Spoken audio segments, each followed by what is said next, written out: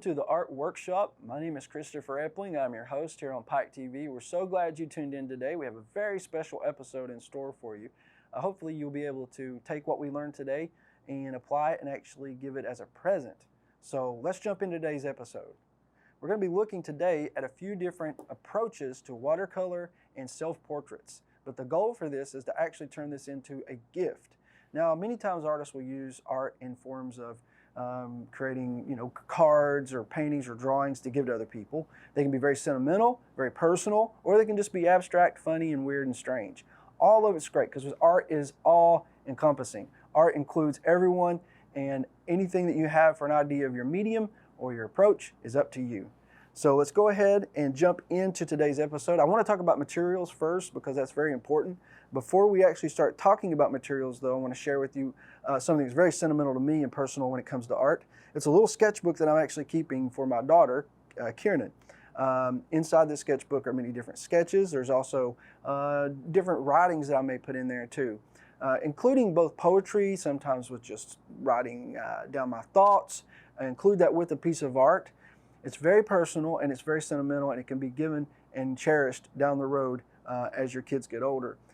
Then in reverse also, kids can also create things to give to their parents, and that's what really today's episode's about. But just here's a little of a, kind of a glimpse into this little sketchbook. So you can see I have different drawings at the top, and below I'll write down certain things that has happened, or her growing up, her experiences, first pumpkin carving, here's her riding with her grandfather on his little John Deere mower, that sort of thing. So really this is what today's episode's about, is using art in a way that can be real personal as a gift. Now all you need to really participate today is a sheet of paper and pencil, something to color with. It doesn't necessarily have to be watercolor. Not everyone has access to watercolors, I know that. But I like using watercolor myself because for me it's the easiest color medium to apply with paint. When you use acrylic or oils or anything like that, you get really messy. It takes a lot of different materials to do it. But with watercolor, all you really need is the different blocks and then water, of course a brush too. Before we even though approach the watercolor portion, we're going to use pencils, graphite, to create our drawing. And the idea here is to create a self-portrait. Now I'm not going to be doing a self-portrait of myself. I'm just going to be drawing a random person, but after we're done, we're going to use scissors and we're going to cut this up into different sections so that when you give it to someone, it's a puzzle. You can put that inside an envelope, you can do a little artwork outside of it, and then you can even, maybe if you do a self-portrait, put down your age at the time, and it can be very personal, like I said, and very sentimental. So let's go ahead and jump into the actual art portion. Now I'm going to be using this big giant pencil. It's a 2B pencil. Now if you're not familiar with what the letters mean and the numbers mean, we have an episode completely dedicated to that, and you can find that in our archives. You just need to go over to YouTube, search for Pike TV 99, and pull up your playlist. Inside the playlist is the Art Workshop. You'll find out all about the pencils and different meanings. So let's begin though. Now of course for you, everyone's going to be different when they sketch this out, right? Because everyone's different, so everyone's going to have a different self-portrait. The good way to do that, you set a small mirror in front of yourself and sketch it out. Now, when you do create a self-portrait, you want to remember, include things about yourself that are very personal. If you have maybe different color hair, or if you put purple streak, or maybe you wear earrings or a certain necklace all the time, that's your favorite necklace. Like, these little personal touches matter. I'm going to be just drawing a random person here to begin with, though. So we start out with a circle. I always start out with a circle when it comes to people because, for me anyway, it helps to identify the center of the head. So the face is here, okay, and this is the center of the face. Then I also include below it, just below it, a shape that forms the neck. So you'll jump down at the bottom and put the neck on there. Now, like I said, every drawing is going to be different, okay? This kind of looks like a pedestal in a way. See how the circle sort of just sets down on top of this? These are actually the shoulders, which are going to come down this way. You don't want to do the whole body. We're talking just about the shoulders and the head and neck, okay? Now the center line is super important because, like I said, it identifies the center of the face. So we have the eyes here, the nose will be about here, and the mouth about here. Now, anytime you're doing a portrait of a person and you're trying to make it as realistic as possible, not cartoony, but realistic, Usually the tip of the ear, you can find it, you just go straight back from where the eyes are, and that will be the tip of the ear there. So the eyes and the tip of the ear line up on the face like that, okay? Now you do need an eraser for this, because what we're doing is we're actually going to be carving in a way. Think of it as carving clay. We're carving out the shape and the look of this self-portrait with just pencil and eraser. So we're going to be taking away and adding to here, okay? Now, I'm going to start out over here with the ear. So the ear is just on the side of the head. I'm going to draw a shape that comes down, up, kind of looks like maybe a candy cane, right? At the bottom of the ear, I'm going to include an earring here. Okay, and then I'm going to jump up inside the ear. I'm going to put a few shapes. You have to really, when you do a self-portrait, examine yourself and look at the different small attributes about yourself that make you you and make you unique, okay? Now, the chin comes out like this. Now, these lines are here to identify where the eyes are. This doesn't mean you have to place the eyes exactly where you have it. It's just a marker, something to go by. A lot of times, artists will start out drawing and they will just try to draw exactly what they have in their mind without doing any legwork before, no preparation. And that's really just setting yourself up for trouble later, because having these things here and being able to erase what we don't need helps us to shape it and mold it into something that we're looking to try to achieve, okay? All right, so here where the eyes are, I'm going to lighten this line up a little bit. I know where they are now. I've got the face established pretty good. I'll lighten those lines up, and what I'm going to do is I'm going to come straight out from the ear, and I'm going to first kind of put a shape here where the eyes will be. I'm going to start out with a line that goes up like that, and then another line that comes down like this, and put a pupil about right there, okay? The nose will come down and in like this, okay? You have a little bit of a nostril here. We'll include that shape. Now just below the nose, we go into the lips, right? Now the lips can be really challenging for some folks, because when it comes to lips, if you get the shape a little wonky, it just throws everything off. So we're going to try to form these lips the best we can, and we may have to drop the chin down a little bit more, but that's okay. There we go. Now the eraser is your best friend when it comes to working with a self-portrait, okay? This is something you definitely need to get used to doing. Get used to shaping whatever form you're trying to create and turning that into a shape, right? And the more you look at it as adding to and taking away, you'll really open up so many different tools in your toolbox that you can play with to achieve a certain look or drawing or technique, okay? Now we have the eyes here, and we can form a little bit of some eyebrows at the top coming down this way. Now this will be added in more with color, of course, whenever we get started. But as for now, we're going to just kind of place those in there. Now the top of the head I've reserved for last here, because what I want to do, I want to add hair. And if I'm going to add hair on the head, a lot of times I see young artists, what they'll do is they'll go in when they're adding the hair, and they will place the hair almost like a ball cap or a helmet. So literally this line will shape the front of the top of the head. That's kind of a reverse way of thinking, because if this was a true human being on this piece of paper, this was a portrait, the hair would sit on top of the scalp, right? So if this is the skull, the hair's coming off of that a little bit. It's laying on top of the skull. It's not part of the skull, right? Now, for this self-portrait, which is not me, obviously, but I'm going to be drawing a girl who has short hair on the side, and up the top she has longer hair that kind of comes down, and we're going to color this hair purple just to make it kind of different and unique. Like I said, look for attributes about yourself that make you different, that stick out. That's what you really want. You want to personalize this as much as possible. And the main reason I didn't draw myself really is it's just, I think it's to talk about, you know, myself on the show and draw myself, and then here I'm talking to you. I just think it's a little weird. So I'm just doing a portrait of someone else. That's a little more, I feel a little more comfortable that way. So now we have the hair on top of the head. The face is formed fairly well. We got the chin down here coming up to the ear, the back of the head here, the neck here coming down into the shoulders.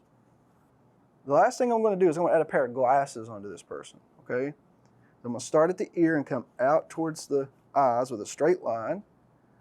Now I'm going to stop and not bring the line any further until I form these glasses. And the glasses are going to come down, up, and then over, right? The top of the eye into the eyebrow. You don't really see a whole lot of this other side except for just a little bit of these glasses here, rounding out on the edge, like that, okay? So you don't see a whole lot. This kind of reminds me a little bit of maybe Daphne from Scooby-Doo in a way, but maybe not, but a little bit. All right, there we go. Now we have the glasses formed, the hair's formed.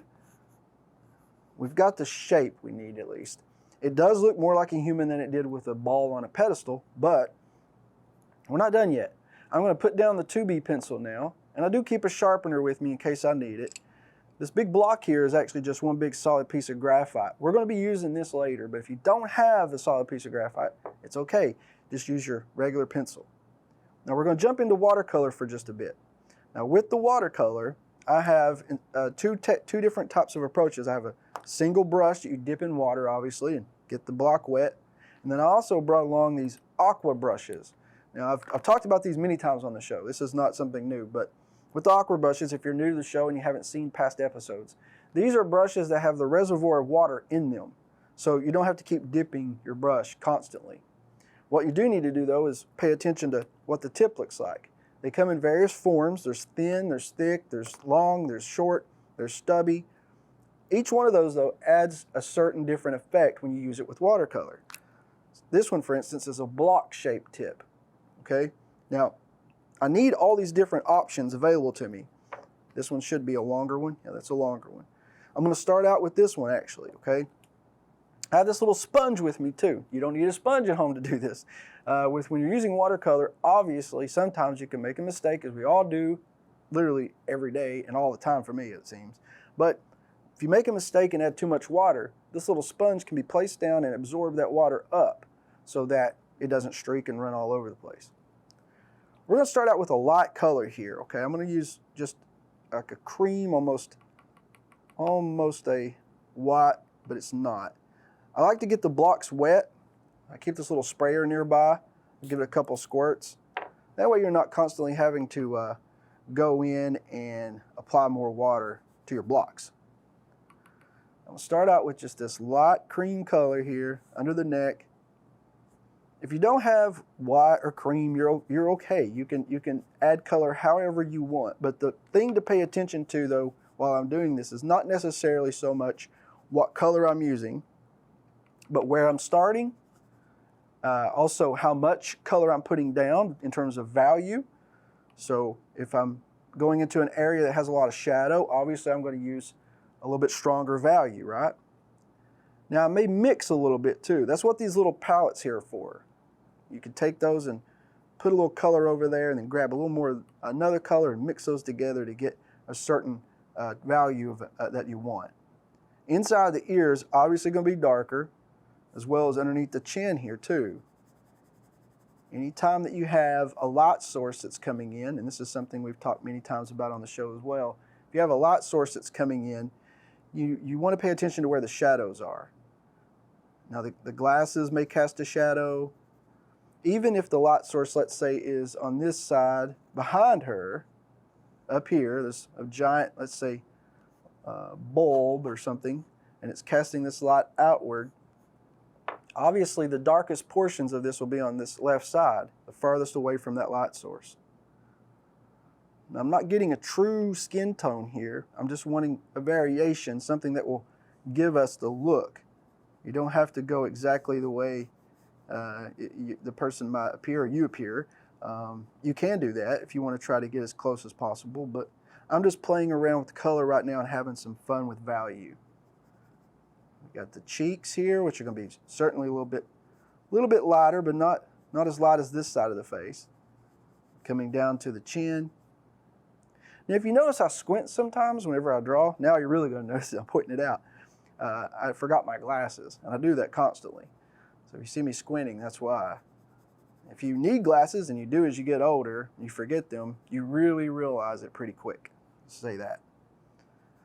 At the top, this is going to be a little bit lighter. The forehead certainly lighter. The cheek on the right side, closest to our light source, very light. Now we have just a little tone of this creamy yellow. It looks more yellow to you probably, but to me here I see it more, a little bit more of a cream, but we're still getting to where we want to go with this. Now I'm going to come back and put more color in these areas that I've approached, but now I'm going to jump ship a little bit. After I get inside the eye here, I'm going to now jump up to the top of the head and work a little bit with the hair, okay? Now to clean these brushes, the aqua brushes, you can use a paper towel or just maybe the edge of your canvas and just kind of, rub it around a little bit and get the bristles all cleaned off, and that way you can jump to the next color. Now, for this person that I've come up with here, we're going to use brown for the hair, but when we get to the top, this is where the personalization, if that's a word, is going to happen, because we're going to put in that streak of purple this person has. And like I said at the beginning, you really want to try to create something that is unique to yourself. So you don't have to do something that looks so realistic. You can do more of a cartoon version of a self-portrait of yourself. But what we do at the end is going to be really cool, because that's where it all comes together. That's where it really becomes something unique. All right, we got the brown hair going up to the top. Now, this is where we make our transition. Now, the transition is going to happen fairly quickly because there's a streak of color in this person's hair. They have light brown hair on the side. It's a little bit short, maybe shaved, maybe it's grown out some. Now we're jumping into the full-blown color. This is going to really make it.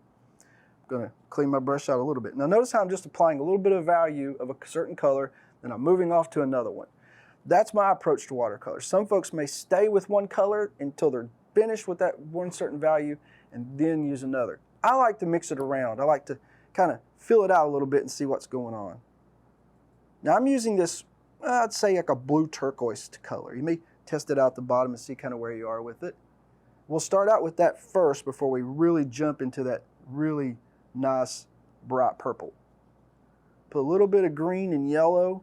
Purple is a color that if you add a little bit of yellow with it or a little bit of green, it makes it pop out so much more.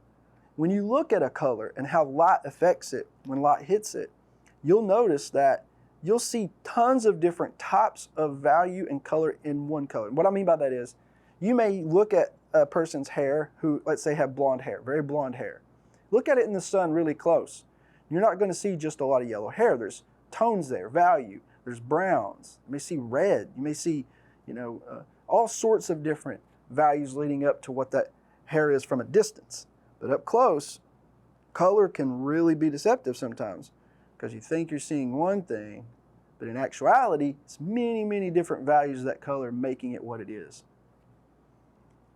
Now I'm still continuing with this purpley type turquoise color, and I know I really nailed the name of this, but I'm not really sure what you'd call this, to be honest. I'm mixing a little bit of green, a little bit of yellow, and we're going in this, and a little bit of blue. And our goal is to get finally, though, this really nice purple. Let's see, I'm going to add some dark blue on my palette here, a little bit of cream, and I'm going to use a little bit of this turquoise on the edge. And then I'm really going to seal the deal here when I use not black, that comes last. Aha, my auburn. See how the auburn goes in there, and it's just a deep red, and it really turns this now into a nice purple. Okay, it's really dark, and that's what we're looking for, because here in the back part of the hair, you see, we're going to have these strands that start to form where the light source isn't hitting so much. Like that, just little streaks in here, not a whole lot. Clean the brush out a little bit more. I'm going to go lighter again, a little bit lighter this time. Add a little bit more of that nice turquoise in here. Now the pencil lines, you notice how I'm coloring over top of the pencil lines, right? That's okay to do, but at the very end what we're going to do is go into this and we're going to ink it with a pen before we cut it, and then we're going to erase whatever pencil lines that are outside the watercolor. Okay, so this, a little bit of this might go too. Now I want to use a very, very light turquoise, mixing white with it to lighten it up a little bit more. Notice that it's dark at first on this side, but as we move towards that top, I'm even going as far as to put a little yellow in here. The good thing about watercolor too is once you load your brush up and you start using it, the water will dissipate, so it'll start to, lessen, and once you put it on the canvas, your brush will continue to get a little dry. Once it starts losing a lot of that pigment in the brush, you can move to the certain area of your drawing that is lighter and use that same color you started out with, though, in a little bit of a different way. Put a little bit of yellow at the tip there. All right, I think we're in a good place now. What I'd like to do at this point is look at the eyebrows and the eyes. So for the eyebrows, of course, her hair's brown, so we're going to go back to our brown again. I'm going to put a little bit of brown here for the eyebrow. And then her eyes, we'll make her eyes blue, I think. I think we'll do a blue color for her eyes, like this. Just right inside the pupil there. A little bit of blue. Now, probably one of the most difficult parts coming up is the lips. Lips can be very, very difficult, but if you use a little bit of a slow approach to it from dark to light, you'll be okay. Now, what I'm mixing here is it's called sienna. This is a light sienna, not a burnt sienna. I know that's confusing to some that maybe don't know a whole lot about the colors, but each color has a name. And I'm testing it out at the bottom because I want to go very light at first on these lips. So just putting a little bit of this color on the top lip. Coming down here, pulling a little bit more now for the bottom lip. Leaving a little bit of white in there towards the right. Okay, I'm not filling it up completely. Now, I'm going to play a little bit more with the skin tone by pulling a little bit of white. Now, as you mix your colors, you notice how I'm not cleaning my brush out completely, 100%. It's because I really need to come back and make the colors uniform. And what that means is you pull colors that you've already used on certain areas of your watercolor and use it in others. It's good to space out your color all across whatever it is you're drawing. Use the same color in different areas, just a touch of it, because it helps to make it really pull together in the eye of whoever's looking at it. They'll look at the different tones and their eyes will actually follow those tones, believe it or not, to different parts of the drawing that you want them to notice. So her glasses, we'll make those a dark, a little bit of a black through here, and then we'll add a little bit more around the rim here, really making it stand out more now.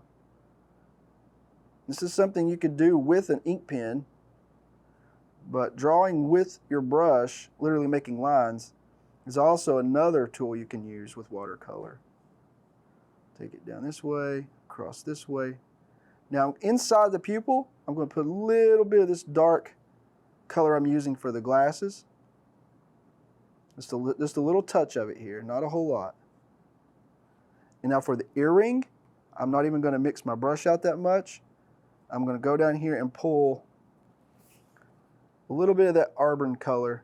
I think I'm saying that correctly. And I'm going to go around the earring, darker at the bottom. And then this is where I'm talking about using the same color. Go back to that yellow color we started with and put it right in the middle, like that, okay? Now, her shoulders come down, and to accentuate all these bright colors we have up here, we're going to go pretty dark with the shirt she has on. And this will help a whole lot to tie everything in. So as I go down the shoulders, I'm going to jump and use my block brush, which is here. The block brush gives me more options of making straighter lines, and it also fills up space a lot quicker, as you'll see once I get it rolling here. A little more pigment in there. There we go. See how that just sort of pulls the color straight down in like a wedge shape. And I'm leaving light in there too. I want it to be a little bit of white in certain areas. You can see how I'm not coloring that in completely. Use your paper as an option for color as well. So that means, leave out color in places, and it helps to actually, like I said, cause the eye to move along the drawing, and it will find different little features to look at, right? Now the light source, paying attention to that light source, so notice how I'm going lighter on the right side. Over here it's much darker. Actually, it's a lot darker. We'll go put more up here. Bring that down. There we go. Very nice. That works good. Leaving this little tiny line of white coming down, because that could be just the crest of her shirt just barely pulling a little bit of that light over. While I have my wedge shape, I'm actually going to work a little more on those glasses. So I'm going to come up to the glasses and just come straight across to here. Once I get there, I'm going to use a little bit more of that cream color. Again, using the same color throughout the drawing, right? I think we're in a pretty good place right now so we can start to ink this. And before I do that though, I'm going to get rid of some of these pencil lines, not a lot of them. Now notice I've only used 2 brushes. I brought 4, but I'm used 2. And you don't know really what you're going to be in store for with a drawing. It's good to have more tools than none. But if you're at home and you don't have 5 or 6 different types of brushes, we could have done this entire drawing with 1 brush. It would have been no problem. There we go. Let's get rid of some of those lines. That piece of clay we started out with, right? That round ball, that ball on a pedestal is now turned into a figure, a person. And we've done that very slowly. Of course, as we go along, we want to be conscientious of how the watercolor dries. So it dries sort of fast. So when you go into the part where you're actually going to ink something, you want to be careful. Let me test this brush out and see. Pen, I'm sorry. Let's go a little bit heavier than that. Here we go. This should work here. So you don't have a brush at home, an ink pen will work. You want to try to find one with a little bit of a thick tip though, because you have a lot to cover here. We can do it fairly quickly too.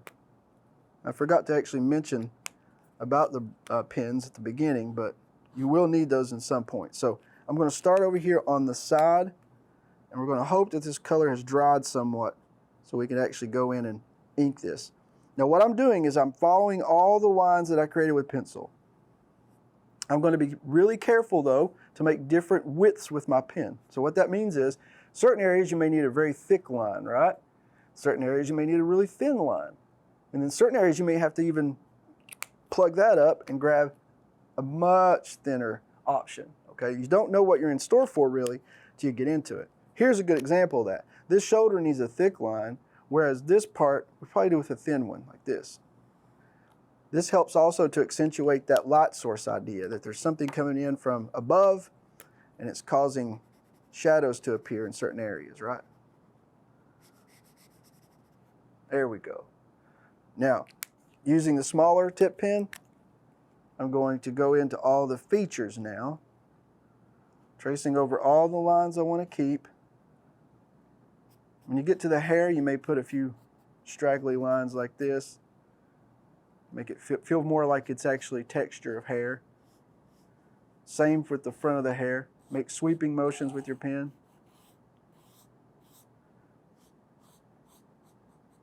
Something like that. And come down the side here. And the ear. The inside of the ear. The folds of the ear.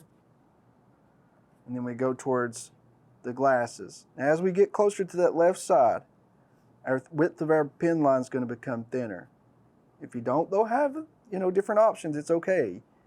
You can do all this with the same width, but you're drawing yourself, so it's a subject matter that you know a lot about because you look at yourself probably in the mirror to get ready or throughout the day for different reasons. So you know kind of what you look like more than probably anyone else in the world. So, except those, of course, who live with you and that sort of thing. But so drawing yourself can be challenging, but it also can be quite easy because, like I said, you know yourself better than anyone. Of course, this isn't me, but the lips. There we go, and the forehead too. There we go. Now, at this point, after you have went in, maybe a little bit around the eye here too, the pupil. after you've went in and you've created your self-portrait, we're going to jump now to the second portion of this, the last portion of this exercise, which really makes this a special thing. So we're going to take this portrait, let it dry for a second, and get us a pair of scissors, another tool that we're going to need for this. I have 100 pens out here. I've used maybe 3, right? Let it dry for just a second. Now, this is watercolor paper, and the good thing about watercolor paper, it's nice and thick, right? And obviously the reason, sorry for that, but the reason for that is you're using water. And if you put water on paper, you know, strange things can happen if it's not thick enough. So it's another thing to consider. I'm going to get rid of all these little weird testing brush strokes I've made. And up the side as well. What I want mostly is just the face, just the form of the head and shoulders. Okay, now maybe cut a little bit more off the top here.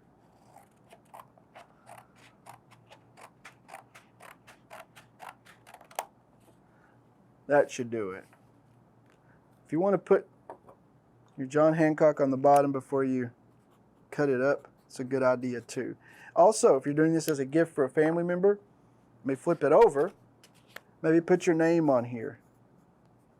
Alice, age 14, something like that, okay? Maybe even the year, 2023. All right, now the fun part, turning this self-portrait into a puzzle. Now, with puzzles, obviously, there's different many shapes, there's different many combinations of how different shapes connect. Instead of going here and just cutting this up, which you could just haphazardly, what I suggest doing is flip it over and make a couple shapes first. So you may want to do this and this. Maybe make one that comes out like this here. So that you have, you know, a little bit of a challenge for whoever might put it together. Nothing too crazy. There we go. Now, after you've made those shapes that I've just made, use your scissors and cut those out. This shouldn't take too long to do. Don't make really small pieces. You could make a puzzle that has 100 pieces on it, which might be a little, I don't know if that would work so well, but you could do that if you wanted. There's one. Here's the second one. Yeah, people won't notice so much on the back. You could erase these pencil lines after you get done, but I'm going to leave it on here for the purpose of time, though. All right, about got this. The hard parts are the ones where you make it rounded. You know, you don't want to make it jagged either. You know, try to make clean cuts with your scissors. What I mean by that is you don't want to, you know, start cutting something and then hack it. You know, there we go. A little variation here. Now, when you give a gift like this, what makes it really personal, obviously, is you created it. It captures a moment in time in your life that how you see it anyway, okay? Yourself, how you see yourself on this day, at that age. And when you give it to someone, you could have different ways you could do that. You could put it in an envelope or a card. You don't really have to do a self-portrait either. You could do something, like I said, with art, it's all-inclusive. You could do a landscape drawing, you could do a pet, you could do a cartoon version of your family, you could do a brother, you could do, you know, whatever you want. There we go. My pieces are all cut up now. And what you do from there, of course, is you flip them over and you try to figure out how those connect, right? Which is kind of easy, for me anyway now, because I just got through doing it. I hope it's easy. I say that now. But if you were to do this and you come back to it a week or two later and try to put it back together so fast, that's where you might have some trouble. There, there, there, and there. A puzzle. A great gift, a really neat idea, I think, and something you can use down the road in different ways. So, if I can just get it to stick together. There we go. Well, I hope you've enjoyed today's show. We've had a great time together. I think this is something that you can use in many different ways, like I said. If you do, we'd love to see it. That's something we want to really promote here. It's not about me. It's not about anything to do with what I'm doing or who I am or anything like that. This show is for you. This show is for you, the viewer, the public, us here in the viewing area of Eastern Kentucky, Central Appalachia. So that being said, send us your work. We want to promote it. Show your work here on the show. It's super easy to do. You just have to, if you've ever sent an image by email, take a picture, hit the up button on your phone, type in piketv99@gmail, and whoosh, hit send. It's that easy. Put your name in there too. Let us know who you are. We may get some examples and we have no idea who even sent it. That's not so great, but we'll still share it. Put in your name, maybe your age, where you're from, whatever information you want us to include. We'd love to have it and show it here on the show, okay? I hope you've enjoyed today's puzzle self-portrait exercise. It's something that I have fun doing, and I sure appreciate you, all of us here appreciate you tuning in. So until next time, on behalf of Pike TV and the Art Workshop, I'm Chris Epling, hoping you will keep drawing.